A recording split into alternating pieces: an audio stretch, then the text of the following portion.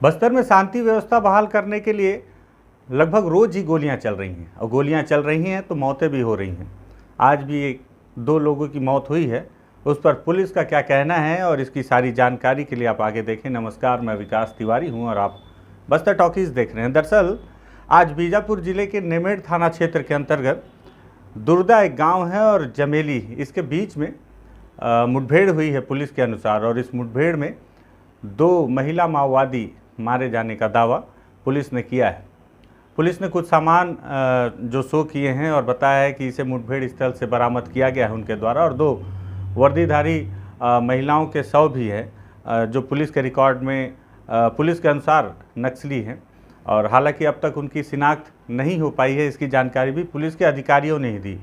और इसके संबंध में उन्होंने बताया, जो एडिशनल एसपी हैं बीजापुर के पंकज शुक्ला जी, उन्होंने बताया कि भैरमगढ़ क्षेत्र में लगातार कुछ दिनों से माओवादियों के एकत्रित होने की और एक बड़ी टीम के मूवमेंट करने की जानकारी लगातार मुखबिरों के माध्यम से मिल रही थी। और इसी जो सूचना तंत्र है उसके आधार पर जो जानकारी मिली थी, तो नेमेड़ थाना क्षेत्र के अंतर्गत 2 गांव हैं, दुर्दा और जमेली, इसके बीच की जो पहाड़ियां हैं उसमें लगभग 40 से 50 की संख्या में माओवादियों के इकट्ठा होने की जानकारी मिली थी। और बताया जा रहा है कि उसी आधार पर सीआरपीएफ 222 बटालियन और डीआरजी की टीम को एक साथ वहां पे ऑपरेशन के लिए रवाना किया गया था। जिस तरह से बताया जा रहा है कि घेराबंदी की गई थी और घेराबंदी के बाद माओवादियों को उनके ही जो सुरक्षित इलाका है जिसे माओवादी मानकर बैठे हुए थे, उस इलाके पे घेर लिया गया था और लगभग आधे से 1 घंटे तक जमकर मुठभेड़ हुई, जिसकी जानकारी पुलिस के अधिकारी बता रहे हैं। और इस मुठभेड़ के बाद मौके पर जब उन्होंने सर्चिंग किया और जब माओवादी वहां से जो निकल गए, तो उस आधार पर वहां पे 2 महिला माओवादियों के शव बरामद किए गए हैं और साथ ही साथ एक 12 बोर का राइफल और एक पिस्टल जो है वहां से बरामद किया गया है। साथ ही साथ वहां से बहुत सारे विस्फोटक और दैनिक उपयोगी सामान भी बरामद किए गए हैं। और भी अन्य सामान हैं माओवादियों के जो घटनास्थल से मिले हैं। विस्फोटक की जो मात्रा है वो बहुत ज़्यादा है, आप तस्वीरों में देख रहे हैं अगर तो, कि विस्फोटक की मात्रा बहुत ज़्यादा है।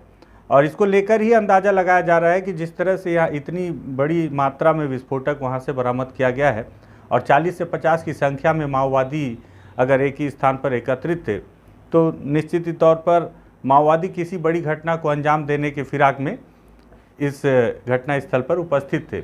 और माओवादियों का टीसीओसी का भी समय है। दरअसल टीसीओसी के बारे में एक विस्तृत वीडियो मैं आपको अलग से बनाकर बताऊंगा, लेकिन आप ये समझ लें कि जो माओवादियों का कैलेंडर होता है उसमें अभी का जो समय है वो टीसीओसी का होता है। और टीसीओसी के दौरान दरअसल जब पतझड़ का समय आता है और पत्ते झड़ने लगते हैं तो जंगलों में दूर तक देखने की क्षमता बढ़ जाती है। ऐसे में माओवादी इस समय का फ़ायदा उठाते हुए बड़ी घटना को अंजाम देते हैं। तो 40-50 की संख्या में जो माओवादी एकत्रित थे, तो और इतनी बड़ी संख्या में अगर बड़ी मात्रा में विस्फोटक भी बरामद हुआ है, तो उससे ये अंदाज़ा लगाया जा रहा है कि माओवादी किसी बड़ी घटना को अंजाम देने की फिराक में थे। और इसी दौरान अगर जवान वहाँ पर पहुँचे और उन्होंने 2 महिला माओवादियों को मार गिराया है। और ये भी दावा किया जा रहा है कि 3 से 4 माओवादी इसमें घायल भी हुए हैं। हालांकि घायल माओवादियों की कोई गिरफ्तारी नहीं हो पाई है। आसपास के इलाकों में अतिरिक्त टीम भेजकर सर्चिंग करने की बात भी पुलिस के अधिकारियों ने की, लेकिन अब तक किसी भी घायल माओवादियों को गिरफ्तार नहीं किया जा सका है। ये केवल अभी तक तो दावा ही है। बीजापुर का एक स्थानीय वेब पोर्टल है खबर बस्तर, और उसमें जो बीजापुर के स्थानीय पत्रकार हैं पंकज दाऊद, उन्होंने इस खबर पर एक दूसरी चीज़ भी निकाल कर लाई है। तो मैं उनके वेब पोर्टल के माध्यम से इसको आपको बताता हूं कि उन्होंने लिखा है कि पुलिस फोर्स ने जो जखीरा बरामद किया है उसमें यूपीएससी की एक किताब भारत की संवैधानिक व्यवस्था भी शामिल है। हालांकि इस संबंध में उन्होंने बीजापुर एसपी कमलोचन कश्यप से बातचीत की, तो कमलोचन कश्यप का कहना था कि संविधान की जानकारी जुटाने के लिए इस किताब को संभवतः माओवादी अपने साथ रखे थे। इसके साथ ही माओवादियों की अलग अलग किताबें वहाँ से घटनास्थल से बरामद हुई हैं, जिसमें झनकार, संघर्षरत महिला, प्रभात, मानव विज्ञान शास्त्र की किताबें भी हैं। मतलब आप सोचिए कि माओवादी जब अपने कैंप में होते हैं तो किस तरह की तैयारियां करते हैं, और पढ़ाई लिखाई को भी लेकर वो अपने जो मानसिक तौर पे अपने आप को विकसित करने के लिए अलग अलग क्षेत्र की किताबें भी रखते हैं। और उसी का हिस्सा है कि मानव विज्ञान शास्त्र की किताबें भी उनके उस घटना स्थल से मिली हैं उनके पास से।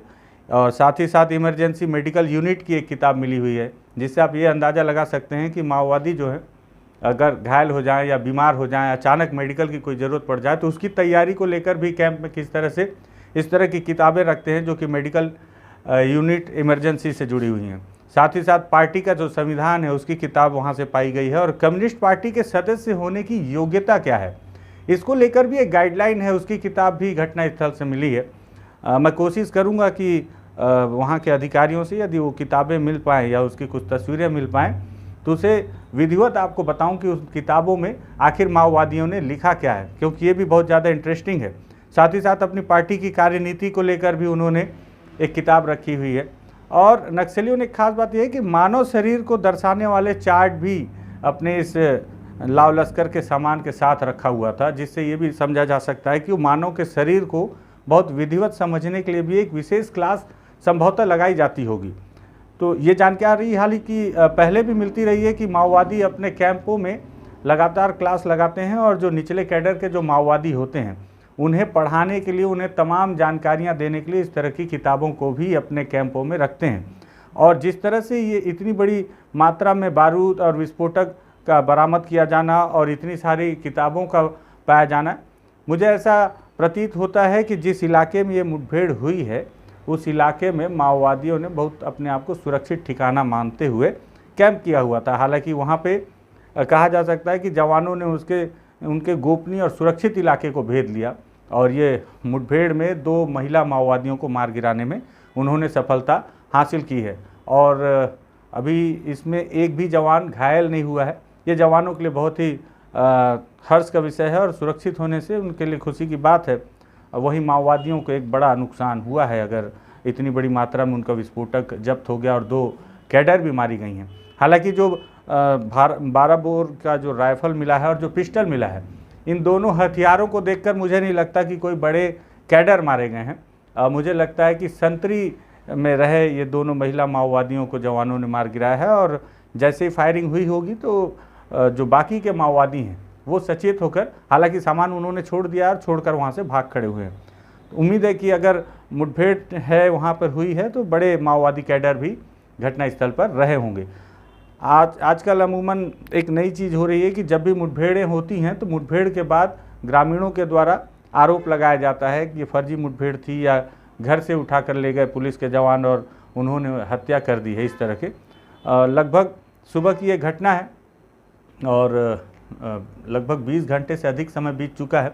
अभी तक किसी भी ग्रामीणों के द्वारा इस घटना पर कोई आपत्ति नहीं जताई गई है, जिससे इस बात का भी अंदेशा बराबर जाता रहा है कि ये माओवादी हैं या नहीं, इस पर जो संदेह है वो भी खत्म हो जाता है। लेकिन वहीं पुलिस के द्वारा अब तक इनका शिनाख्त नहीं किया जाना ये बड़ी बात है, क्योंकि पुलिस के पास सारे माओवादियों के रिकॉर्ड होते हैं पुलिस के अनुसार ही, और इतने लंबे समय बीत जाने के बाद भी अगर मारी गई दोनों महिला माओवादियों की शिनाख्त नहीं हो पाई है तो ये भी पुलिस के रिकॉर्ड पर एक सवाल पैदा करता है। तो ये बीजापुर ज़िले की आज हुई मुठभेड़ की जानकारी थी और उस पर मिले जो अलग अलग किताबें थी और किताबों की जानकारी थी। मुझे लगा कि इन सारी जानकारियों को भी आपसे साझा करना चाहिए। तो अगर आपको लगता है कि बीजापुर बस्तर की अलग अलग क्षेत्रों की अलग अलग कहानियों को सुनना चाहिए, समझना चाहिए, और ख़ासकर बस्तर जिस नाम से सबसे ज़्यादा बदनाम है उस माओवादी घटनाओं के बारे में भी जानकारियां आप सभी को मिलते रहनी चाहिए। तो इसी वजह से अगर आपको लगता है कि इन पर बात होनी चाहिए तो आप बस्तर टॉकीज़ को सब्सक्राइब कर सकते हैं। और एक बात और कि बस्तर टॉकीज़ का जो फेसबुक पेज है, अगर आप उसे फॉलो कर लेंगे तो उसमें मैं छोटी छोटी जानकारियाँ लगातार अपडेट करने की कोशिश करता रहता हूँ। वो जानकारियाँ जो आप यूट्यूब के माध्यम से कई दफ़े नहीं पा पाते हैं, तो उसे आप फेसबुक पेज को भी अगर जाकर फॉलो कर लेंगे तो और भी आपको छोटी छोटी जानकारियाँ वहाँ से मिलती रहेंगी। धन्यवाद।